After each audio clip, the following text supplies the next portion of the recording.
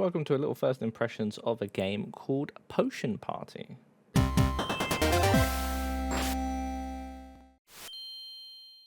Potion Party is a first installment from developer RPG Games. It boasts that Potion Party is a funny couch co-op alchemy game for 1 to 4 players working as a team. You and your friends must manage your own alchemy shop, earn money, upgrade your tools, decorate the shop, and become a master alchemist.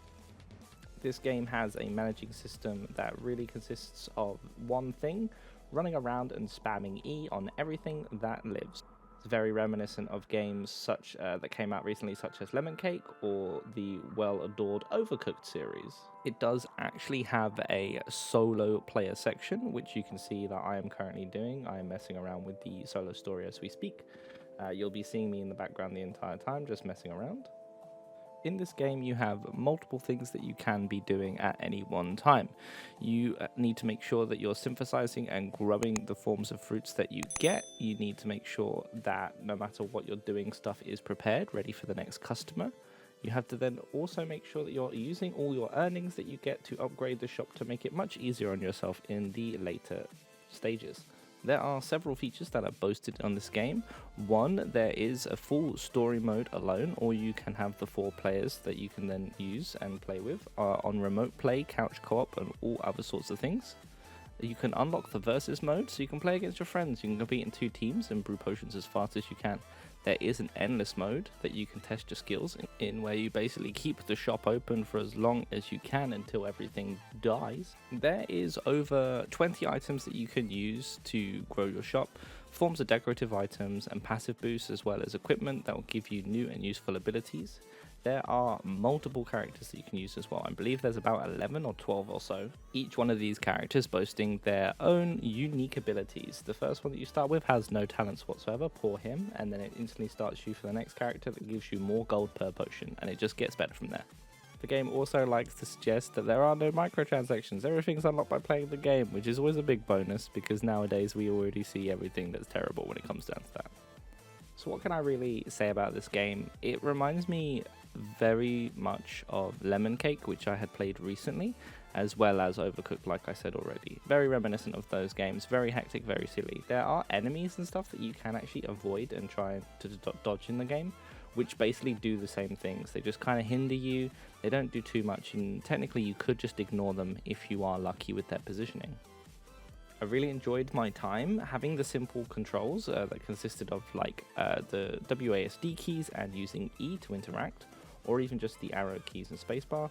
Very, very fine-tuned. I didn't feel like I had too many problems with it, so yeah, again, points there. The whole time I played this game, it was in solo, and I can definitely see the appeal of playing this with co-op. Later on in the stages, it gets kind of repetitive. As well as that, there is a big issue where you're just having to do everything all at once, which I mean, it would happen if you are literally going it alone. So I do suggest picking up a few friends, remote playing, or getting some people over to just have a little bit of a couch co-op and mess around, because it's definitely a fun game to do this with. The aesthetics are really pretty, it's generally easy on the eyes and very nice to look at. As well as that, the music is kind of catchy, but not too bad. It's almost as if, you know, they've got just the right amount of head-bopping music to something that doesn't overpower the whole game, so you're not just sitting there going insane because of that one song, which I will now play for you for a few seconds.